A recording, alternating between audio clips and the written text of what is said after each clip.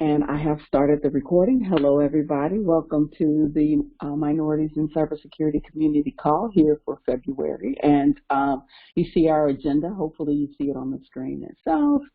Leadership quote for the month. Ask yourself if what you're doing today is getting you closer to where you want to be tomorrow.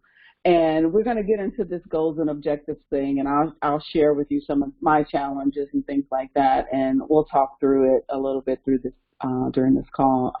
Of course, Chatham House rules applies. Everybody, I don't think anybody is new to the community call. If you are, just understand, you can repeat what's being said, not necessarily who said it. We moved our calls this year to the third Friday of the month, specifically to avoid the holiday season. We missed 2 calls last year because of the fourth Friday. So third Friday of the month gets us before Christmas and before Thanksgiving. So we should be good going there. Same time, same phone number. So we're good there. Just contact information of our interns, Robin and Sharab, who are doing a wonderful job. I don't know if any of you guys are doing the HBCU challenge with SANS. That started today. Is there anybody on the call that's involved in that? No? Okay, well, it's going on right now. If you're an HBCU student, it's too late to register, but it is active right now. A Capture the Flag event. I'm really, really, really excited about our workshop in March. We have a resume writing workshop.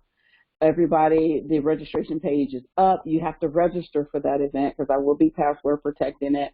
If you actually have a resume that you want me to scrub and have our panelists review, please send that to me, and we can put it on the list. I have like 4 or 5 right now. Hopefully, we're going to spend 45 minutes doing a typical panel discussion, and then 45 minutes reviewing as many resumes that come in, and for tips and tricks and things like that. It's in the middle of the day. It's what is it, 11 to 12:30 or 12 to 1:30? Where are we? We're in Central Time, so I believe it's from 11 to 12:30 Central Time, which is 12:30 to 2. Is that right, Sharad? Did I get it right? Is it 11:30 to 1 or something? What is it? Sharad, are you listening to me? Any event. When you register, yes, that's right. Sorry. 11:30 to 11:30 to 1. I got it right. Okay, so that's Central Time. So understand if you're on the East Coast, 12:30 Mountain, 10:30, 9:30 if you're on the West. I think I got that right as well. So please register for that event. It's looking to be great. I'm excited about that particular workshop and some other things that we have going on. Community forums are open after this call. For those that are members, we can go and have a continued discussion. Sharag is going to post about goals and objectives and SMART goals, which is what we're going to be talking about today. You can ask more in-depth questions and things of that nature.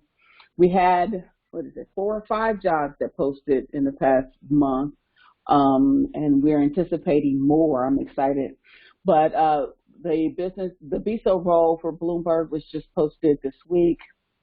I think Millennial Corporation posted 3 jobs last week: systems engineer, senior program management analyst, and information assurance engineer. Those are all in those respective areas. Vulnerability management lead, GoDaddy sent us something as well. So if you have anybody, if you know anybody, if you yourself are looking, just please, go out there and apply for those opportunities. That you have a lot of people out there. We have a lot of people out there that want to partner with us for talent. So there are a couple of conversations I had this week, which I'm excited about. I've had conversations with Citi just earlier today, as well as Apple yesterday, about them bringing specific job opportunities to our community. There is a significant outreach in this space in regards to minorities and women in cybersecurity. So I actually just got an email from ISC Squared inviting me to be a part of their diversity, equity, and inclusion steering committee. There's a lot of attention being paid to this space, and specifically for minorities and women involvement. And this is the perfect opportunity. I think we are situated in this space where we're getting enough traction and getting enough knowledge out there about our organization to where people are reaching out to us. There was also an article this week. I don't know if you saw it. I sent it out by email and posted it on our socials, where we were recognized along with Blacks in Cybersecurity and the International Consortium of Minority Cybersecurity Professionals as 3 organizations that are assisting and trying to help minorities and women in this space. So kudos to that article. That was CSO Online. And she did a great job in explaining what each organization does and what we're all about, and essentially what the differences are within the individual organizations themselves. So if you haven't seen that article, it's a good read. Membership pricing, of course, trying to get our corporate our membership up to be able to host some of these virtual events that we want to host. At least give at least 4 events this year, if not more, starting with the resume writing workshop, and then hopefully with our corporate members having their own showcases that they can actually come and have panels and discuss and do their recruitment efforts in that space. So what we all came here to talk about today: what are SMART goals and how to draft them? Okay, so I'm going to give you guys some background. So I didn't start writing goals and objectives until I hit corporate. So let's see, my goal and objective in the FBI was arrest people, catch criminals. So there was no goal setting in the sense of I'm going to catch 5 bad guys this year. That's what, it wasn't, that just didn't exist. And so it's feast or famine. You either, got good cases or you didn't. And then, of course, I was an entrepreneur for 4 years after leaving the FBI. So I didn't start writing goals until I was the director of incident response for GE Capital, and that was 2012. So what is that? How many years? 8 years ago or so? And that's when I first started writing goals. And it was daunting. I don't know of any person that enjoys this process. And if you've never done it before, you're like, oh my God, what are they talking about? And depending on the company, right? GE was one of the more stringent goal writing companies. And I don't know, we could talk about your companies and how they are during this conversation. But GE was really very meticulous about, and about how they wanted their goals drafted, what you should put in there, because of course you're judged by those goals in your performance review. So I just went through my performance review, and we'll talk about that. I just went through my performance review based on goals that I did last year, and we'll look at them. But GE was all about SMART goal setting, right? But they just talk about it in general, and nobody really knows what the heck they're talking about when they say, oh, well, we're going to draft, these SMART goals. And I use the term SMART goals just as they use it: specific, measurable, achievable, relevant, time-bound.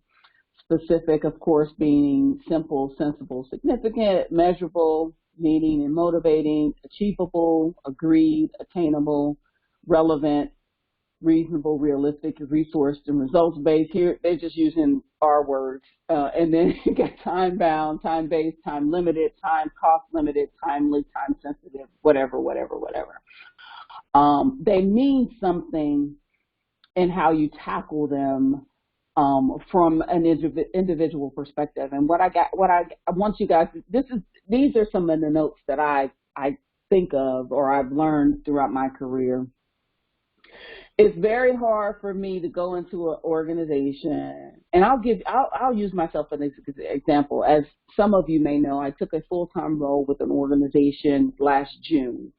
Now, goal setting is usually around the February, March time frame. You got corporate goals that come out around January, March.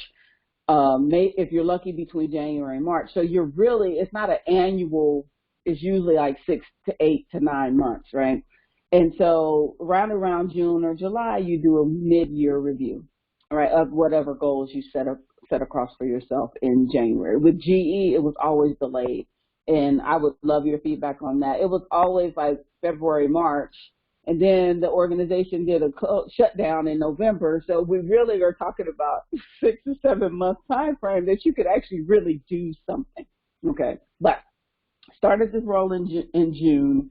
They came to me, and my boss came to me in July and asked me for my mid-year goals. And usually, if a person is not in the full cycle, meaning if I didn't set my goals in January, how can I have mid-year goals that you judge me by in July? I just started in June. And I went back and forth with my boss about this, because I said, how in the world am I supposed to, off the cuff, being a month into this organization, determine what I want to get accomplished for the next 6 months? And so that's always your challenge. Your challenge is to going into an environment and saying, what is it that I can reasonably get accomplished in this goal, in this cycle, right? And usually, and what I used to do for my teams is I took my corporate goals, because every corporation from a business perspective has business goals, and I tried to give my employees buckets of how what we were doing related to company goals, because oftentimes, whether you have company goals or you have company beliefs, what are they called? Values, they call it, corporate values, corporate, statements, and things like that. They have these things that that the company stands for. And you tend to, how do you show compassion? Maybe compassion is one of those goals. How are you showing compassion? How are you showing that you're leading for, in my case, with the company that I currently work for, they are a therapeutic company. So how are you touching the clients? How is what you're doing helping our patients, right? And so that's always challenging. You're sitting there, you're like, I'm in cybersecurity. What in the world do I do that actually I can tie to helping patients, right? Or making sure you're delivering, quality, service to patients, or quality product to a patient. And so that's always been my challenge, is to try to relate what we do to what the company wants to get accomplished. But it's important that you take the time to do that. If a decent boss, like I said, when you start to move up the corporate ladder, theoretically, your technical knowledge kind of is being supplemented by your business knowledge. So you actually theoretically are supposed to understand, as you move up the ladder, how what you do relates to what the company does. And, as a boss, as a hiring manager, it's my job to give that to my employees, because I'm establishing my goals for the team. And so now I have to tell the team, okay, this is what I want you to get accomplished.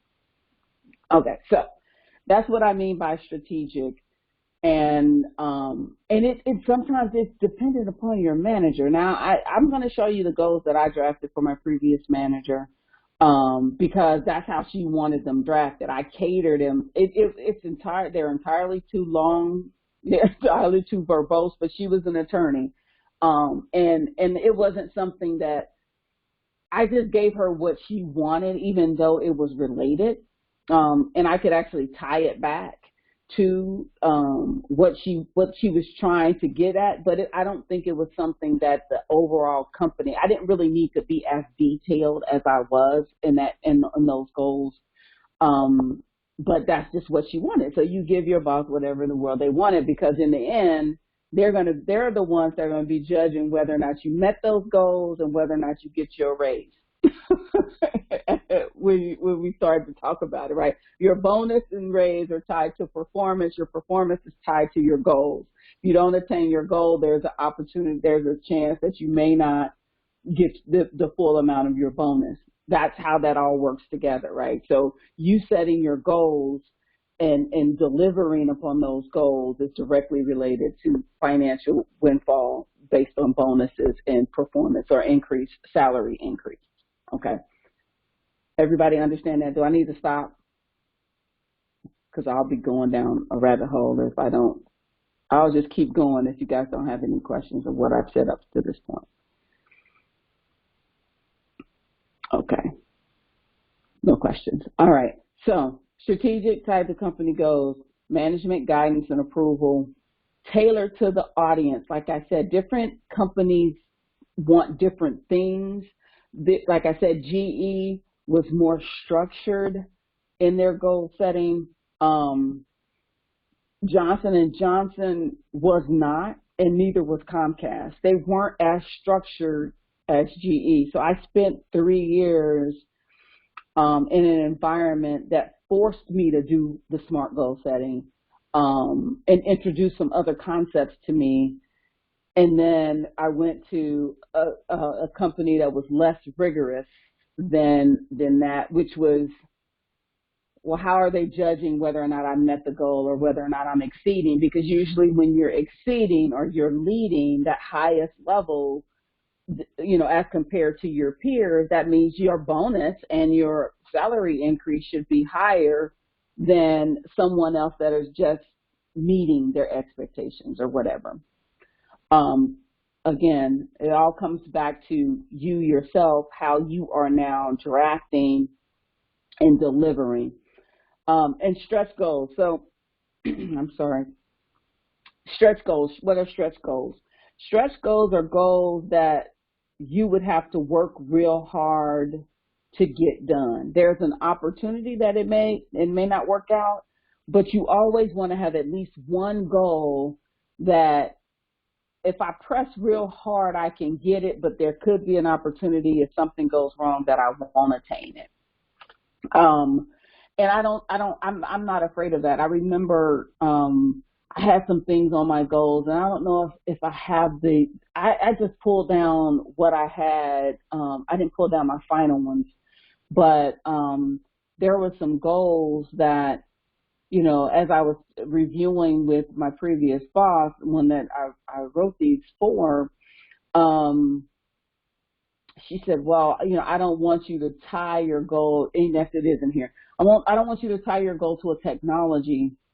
And I said, well, that's the only way we're going to get it done. I said, I'm not afraid that I'm going to fail. If I don't meet the goal, I don't meet the goal. But if you look at the entirety of the situation, I'm trying to make improvements and I'm trying to push things forward. That actually differentiates me from my peers, because it's easy to just do what you get paid to do. It's hard to now stop, set, and begin to say, okay, what can I do in my position to move this forward, right? So those are stretch goals.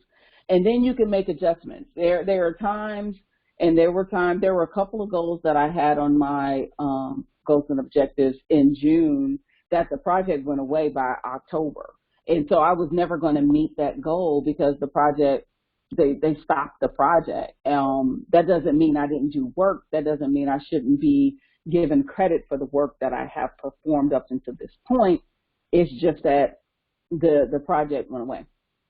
And you want to make those adjustments. And then if there's something else that you're now working on that you're pulled in on, that's where the mid-year, that's where you start to make the adjustments to see going forward what it is that you want to do. And then I always break these down. I break them down because it's hard to come up with 5 business related goals. You have to come up with topics that you're trying to touch. So I always challenge my employees. You have your technical goals. You have a particular certification that you want. You have a particular tool that you want to have implemented. You want to work with an individual team to do whatever. But I also said soft skills. What are you going to do with leadership training, right? What are you doing on the professional development front? For every certification that you're trying to get, you should have a soft skill that's trying to go on with that, whether that be public speaking, whether it be taking a freaking PowerPoint class, how to put together a presentation, executive communication, especially us in the technology field. We need to understand that we can't just always be about attaining this particular certification, this. We have to have a balance between what we're doing professionally and what we're trying to get accomplished personally. And I say external professional development. All right, I'm very well. You guys have heard me talk about this before. If you haven't, you'll hear me say this again. Your external brand. You are your own brand. You have to have some sort of identity outside the company that you're with, period. You have to be able to, whether it be, joining a particular organization and getting involved with that.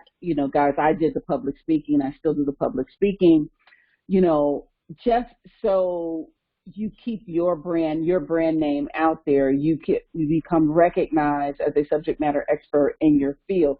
That always since the inception, right? When I actually starting at GE Capital, my boss made me put that goal in there, right? And it was in there ever since. So in my goals for last year, minorities in cybersecurity was one of the goals as far as external development, bringing in what we're doing here and trying to educate and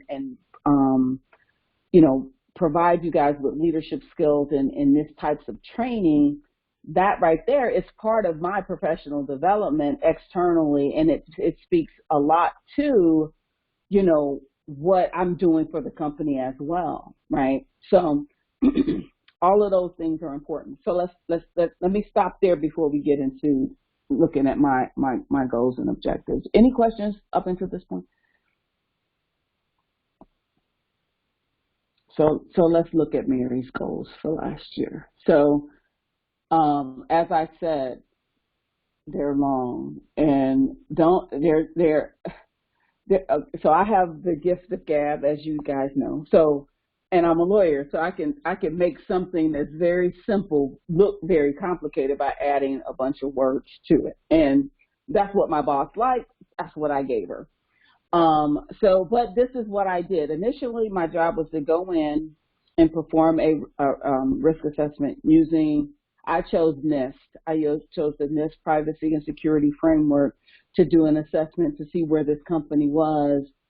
And I like to work with NIST just mainly because you can scale up and scale down depending on what area, right? And they have a structure. So you have the NIST Privacy Framework, which has identify, govern, control, communicate. Cybersecurity has identify, protect, detect, respond, and recover. There's 1,000,000,001 activities that you can do with the NIST Privacy and Cybersecurity Framework, 1,000,001 things. And so you just have to pick and choose based upon this particular framework. What is it that you're going to focus in on and tie it back to what it is that you're trying to get accomplished? So if your company is a NIST shop, I would start all my goals with NIST Cybersecurity Framework and where this particular goal relates in the identity, protect, detect, respond, and recover, period. As an executive, as a director, I'm creating strategy, so I'm taking a higher level, creating a holistic privacy and information security program. Okay, again, now I start to describe it. The initial step in creating a holistic plan is conducting a risk assessment to identify the specific tier level of maturity this organization is, right? That's what I started out doing in the very beginning. I went into the company. Within the month's time that I was there, I started interviewing people. I started talking to the IT folks, started talking to the business folks, trying to get a sense of where we are. So if we go into the smart version of this, right, it's specific, it's sensible, it's based on the NIST privacy framework. I'm going to conduct a risk assessment.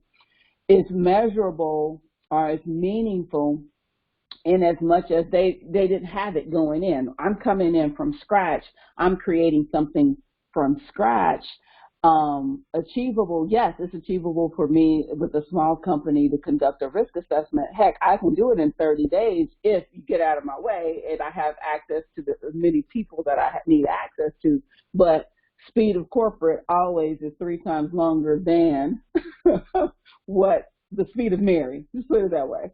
And so what's our is relevant in that, like I said, they didn't have a program. They didn't have anything that they were doing up until this point. And it's timely. That means it's going to come to an end. This is something that at the end of the day, I'm going to be able to turn to say, yes, I've completed it. No, I have not completed it. I have a document of where I conducted this assessment, and I ranked them red, yellow, green, exactly where they were. But what I found out within the organization I'm in right now, they're at a tier 1 level of maturity, meaning they're at the very beginning stages of trying to build a framework around this. That means there's a lot more work to do. There's a lot of goals and objectives that I can, focus in on for this year, which all I'm going to do is go back to this document and say, now, which part am I going to work on this year? I did the assessment. I understand where we are. Let's see where we are from a policies and procedures perspective, where we are from a, I meant to delete their name, but don't worry about it. It'll be all right. And see exactly where they are and building out those programs, initial stages of building out the program from a cybersecurity and privacy perspective. So then questions about the first level. Did you guys read that? It's just about a risk assessment. It's a whole bunch of words to tell you that I conducted a risk assessment. Questions?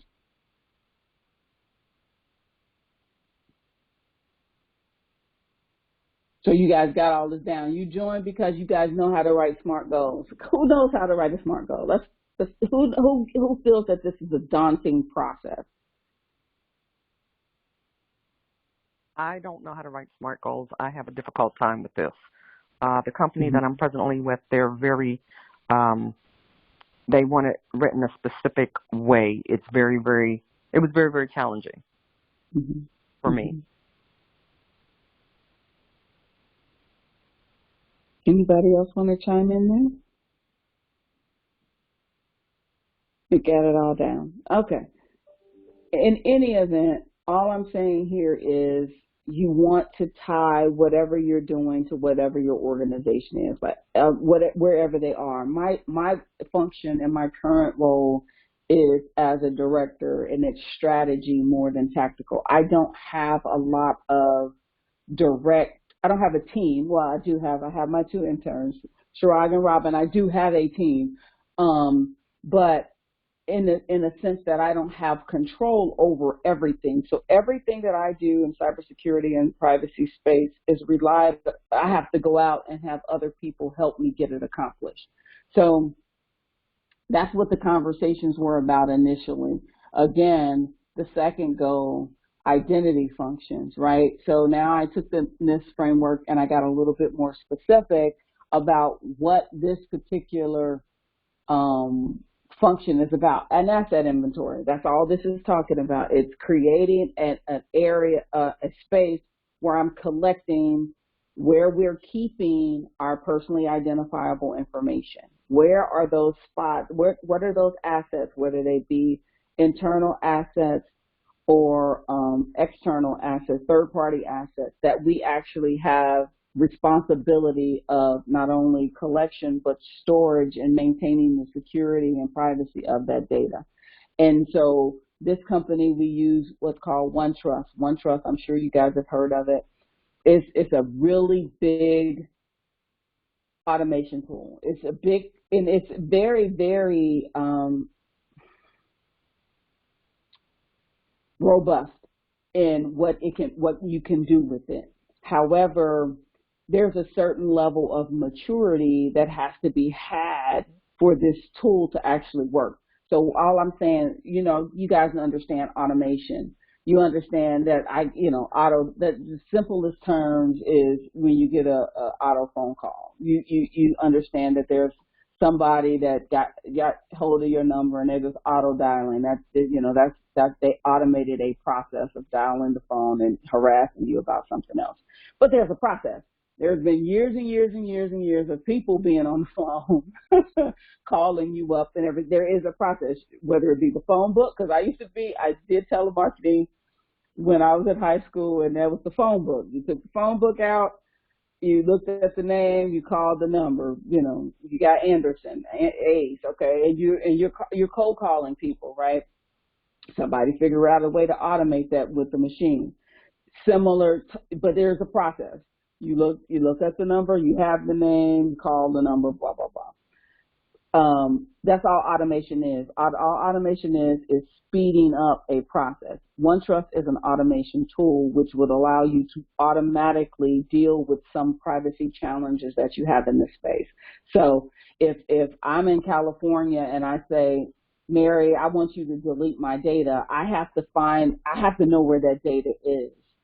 OneTrust is the type of tool that you actually, when you do this asset inventory, you know where you have personally identifiable or PI, personal information, so you know where to go look. When you're working with an organization that doesn't have a process, you're trying to create the process and still trying to automate the process, which is a very, very, very difficult task.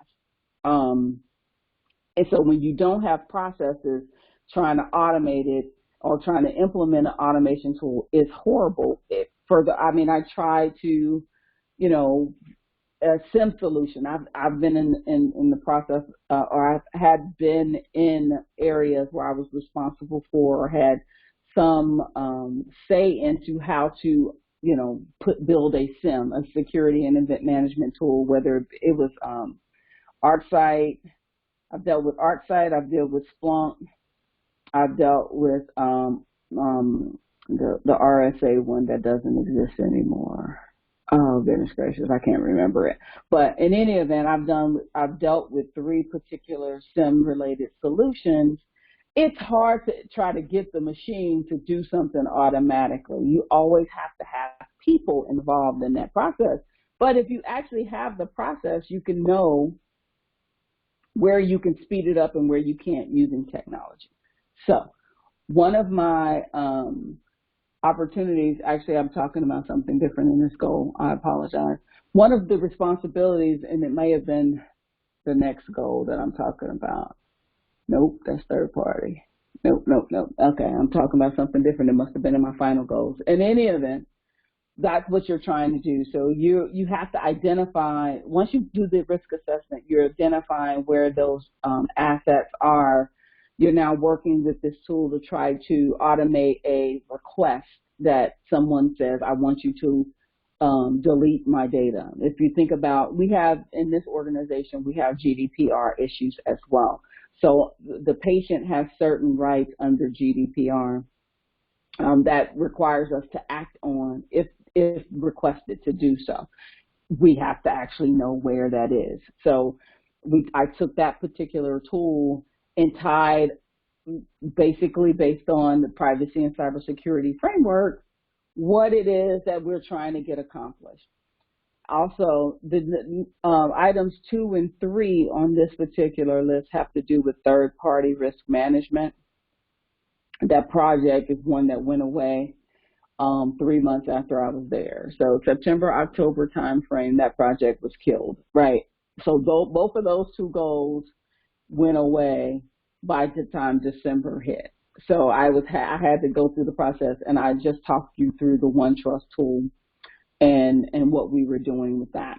So my last particular goal Oh, so basically, what do you do when a project is killed? Nothing. Um, it the project was I started in June. The project was killed probably August, September time frame. So now I'm left out there trying to figure out what else can I do. And one of the things that I would advise you guys when going into any environment is to start to make friends. Just start to let people know who you are, and that's part of the soft training as well, especially with the cybersecurity aspect of things. When you're going through and you're trying to essentially make friends, because at the very beginning, when you start an individual company, the very beginning is a personality contest, right? In this particular role, I was brought in by an individual that actually 4 months into my tenure was fired. Okay, so the people that I actually came into the job working with are no longer there. Meaning my boss and my boss's boss were both asked to leave the organization, and so now I'm being judged by the fact that they were asked to leave the organization. And that puts you in a particular position where you're like, okay, what am I going to do about differentiating myself from whatever caused them to be asked to leave, and how do I now get accomplished those things that that I said I'm going to get accomplished. And so when things go awry, you have to have something to back up your backup plan, right? And so when the third party risk management program went away, when the boss went away, when the boss's boss went away, I'm like, oh crap.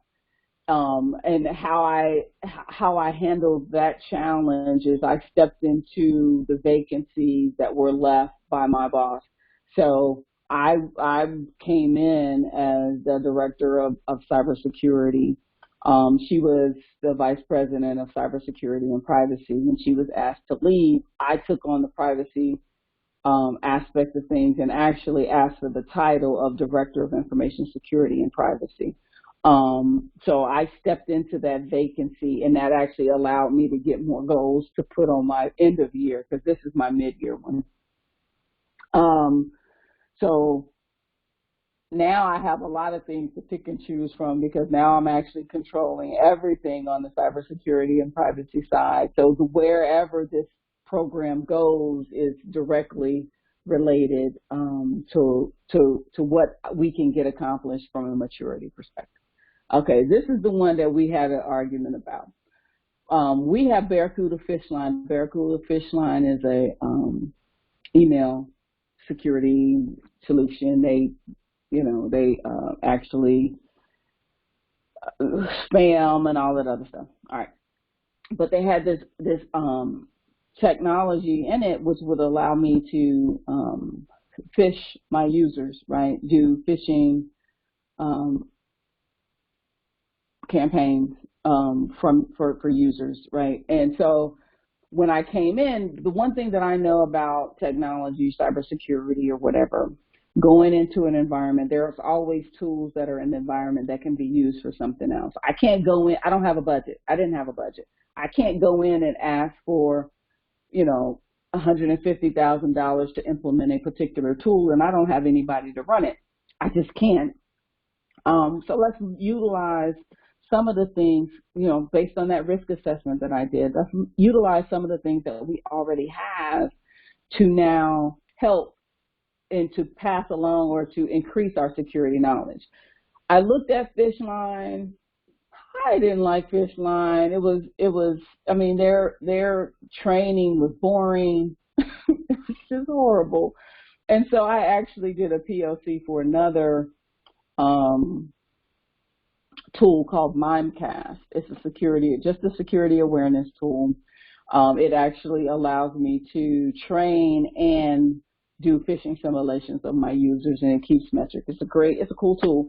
And I was able to get that purchased and implemented, and we started that in January. So that particular goal, I literally knocked out the box. That was a home run, in as much as in 6 months' time, I was able to purchase, implement, and actually be able to push out trainings in fishing simulations in that short period of time. That is unheard of in the technology space, but it was low hanging fruit, and it was actually something that was able to get done. So we went over a little bit of that. I don't know if you guys had an opportunity to read. I didn't want to read through those goals, but when I guess the pointers that I want to give to you guys, when you're drafting your goals and objectives this year, how many of you have already started this process? You can even raise your hand if you're on the thing, or give me a thumbs up if you're on the computer. Okay, so how many of you have to go through this process? I know Leslie said it. Anybody else have to go through this process or in the process of going through this?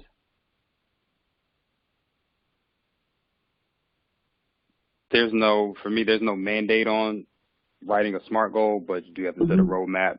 So you have to spell out objectives and a roadmap for 12 to 18 months. And so, of course, to me, anyway, it's easier if the objective is spelled out in SMART format. So you have it. Go ahead. So I just started the first draft of the roadmap with the objectives. But I actually did have some questions based on what you shared already. Two based on the document. One is, like, you mentioned that these are too verbose or for your liking. I was curious what does a simple version of one of those SMART goals look like? If you were going to simplify, what would one of them look like? And then when you were talking about relationship building as something key when you're new to an organization, what does a SMART goal look like for something soft skill related like relationship building? Okay. If I was drafting goal number 1, I probably would have, risk assessment, the specific tier. This whole part right here, I probably would have gotten rid of, right? Because at the end of the day, it's the result, or, how did I do what I was supposed to do, right? So I would have probably gotten rid of that whole middle section and basically said, after interviews, I figured we were at a tier 1. And, it was verbose in as much as I added more information to it. I don't feel like in my goals I have to explain what the NIST privacy and security framework is. Maybe not. But, it in all actuality, it was probably better that I was forced to do it this way, because then I can relate it back. But that middle part, I would have just, I'm explaining what security, cybersecurity is, more so than actually giving you, what I did. And so that's what she wanted at that time. I gave it to her, and she was perfectly fine with it. And it's like, okay. And like I said, the reason I gave it to her in this way was because she was going to be the one judging whether or not I met the goal. So once you write it down and you agree to it, you now have an argument or a leg to stand on when it comes to making that argument of an additional salary increase, or why you should receive a bonus or an additional, or all of your bonus, so to speak. So, bonuses are tied to performance. Like I said, your goals lay out what your performance is going to be. You hit all of your targets, you hit all your goals, that they can't tell you don't deserve all of your bonus. In regards to relationship building, oftentimes I would advise my employees to get outside of cybersecurity and volunteer for a project in some other space, right? It is very important for you to be able to understand the business. So whether it's product development, whether it's, marketing, everybody could use an IT resource or a security resource to advise them of what they're doing. Is twofold. It can provide you with a stretch goal, but it also gives you an opportunity to build your reputation internally and build it as someone that's that can be helpful. So you hear of projects that, hey, I would be interested in understanding a little bit more about the business. And it could be just like, hey, look, I just want to be a fly on the wall. Can I, just listen in? I don't have to add, or if you have questions. That's how I did it with my current company. I just want you to be able to tell me when something's wrong. I don't want to be a hindrance. I don't want to be on the phone saying, no, you can't do this. No, you can't do that.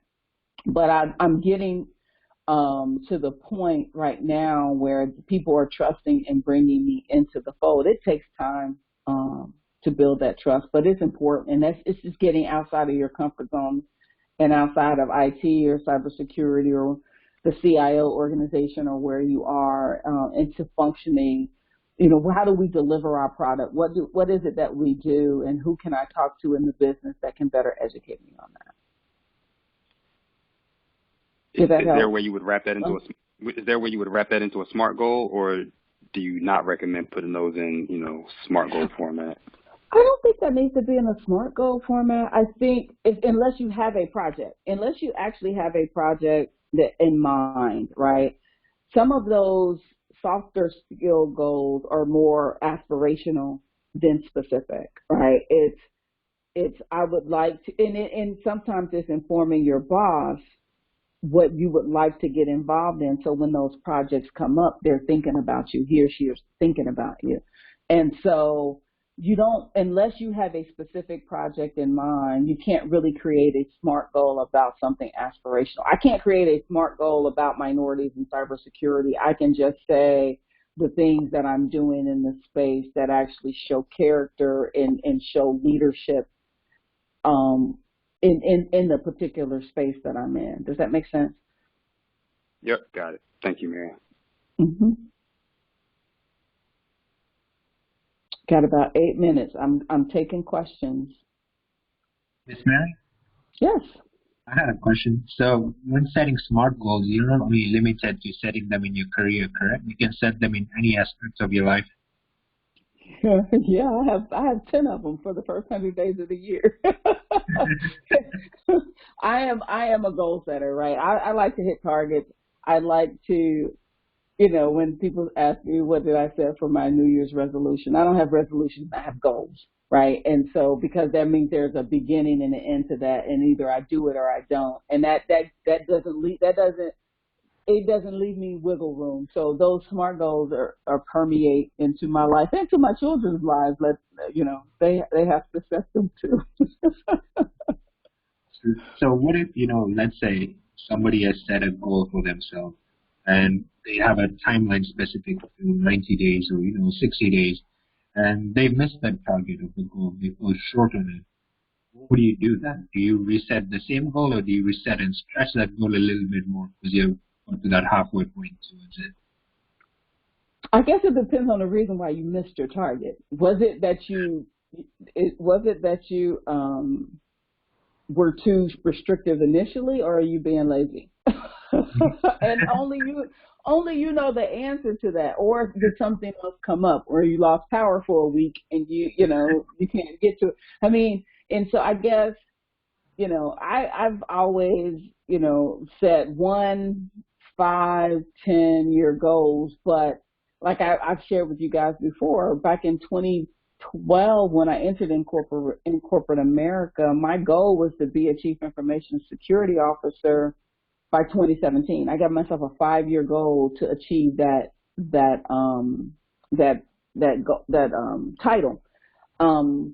What changed is what I felt I needed to give up in order to have that title, and I changed, and so the goal changed. Is it still a goal of mine? That's what I need to figure out. That's on my list of things to do this first 100 days of the year, is to figure out if that's something that I still want to pursue outside now that I'm removed, or now that I'm back in corporate America, or is it something that I still really don't need? So it all depends on, only you know how much effort you put into achieving those goals, especially if they're personal. Right. That's absolutely correct. Thank you so much.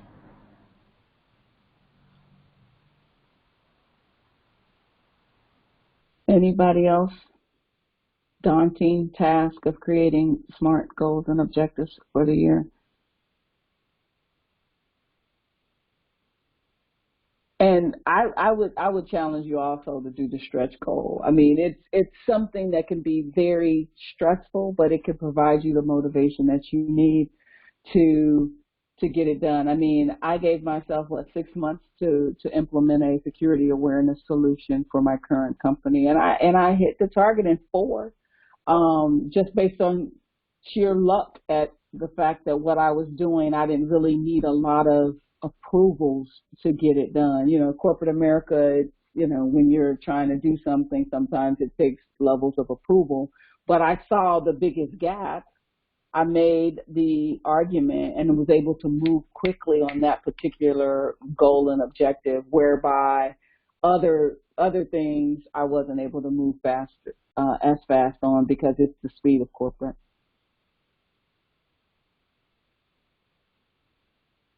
So we have Mary, were you 4. surprised?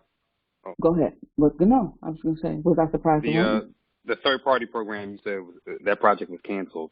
Were you surprised that it wasn't brought back after the SolarWinds incident? Oh, it's back now. Oh, I got it. Okay. This was 2020 end of year. It went away. It's back now this month. We actually have a call on Monday about it. So it's been resuscitated. That makes sense. No, but that's all I've been screaming since day one. So I wasn't going to let it go. It's just understanding the timing and the maturity of the organization that I'm in and what they're ready for to hear and what they're not. Because especially when you're a smaller organization, we have 450 or so employees, and half of those are salespeople, right? And so we, understanding what they're ready for, can be that's where that business knowledge comes in handy, right? It's that, okay, so where are we and what do we have tolerance for? We did launch a product in the middle of the pandemic that has put a damper on what we thought our sales would be at this moment in time. I can do security awareness. I may not be able to get in marketing's way in regards to some privacy related issues, right? And it's understanding the business aspects and how it relates to what I do day to day that allows me to push faster in some areas and pull back in others. Like this year, the focus is going to be on incident response in my world, and business continuity. What else am I thinking about?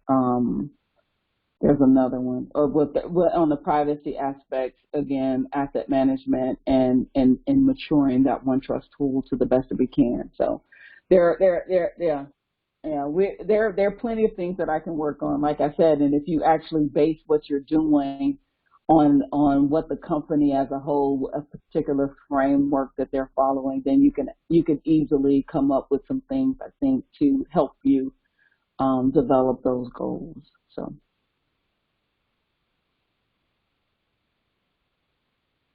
Got 1 more minute, guys and ladies and gentlemen, before we call it. Going once, going twice. All right. Well, for those of you that are registered for the resume writing workshop next month, yes, we will have our call on the 19th, even though we're having our resume writing workshop on the 17th. Of course, the workshop itself is registered only. Community call, open to the public. Always love when you bring more people to the fold. Still don't know. I just made some new connections today, so I'm still not quite certain what the topic is going to be next month, but we will have an additional discussion. I hope you guys got something out of this. I really hope that I was able to help. For those of you who are members, if you have follow-up questions, please reach out to me or reach out in our community forums. If you're not a member and you still have questions, you're too shy to talk, I'm always available, to help in any way I can. So I look forward to our discussions next month. And if you have anything that you guys want me to talk about or you want me to bring a panelist on about, please let me know. Um, shameless plug, I do a podcast or I do a video cast on Saturday mornings with 3 other women. It's called All Steamed Up with Mocha and Foam. You can catch us on Facebook Live as well as on our YouTube channel with All Steamed Up. But please, if you're not doing anything tomorrow morning at 10 a.m. Central, just come check us out. We're going to be talking about gatekeepers tomorrow. So all that to be said, have a wonderful rest of your day and weekend, and thank you as always for your support. And I hope you guys be safe out there. Thank Bye. you. Thank you.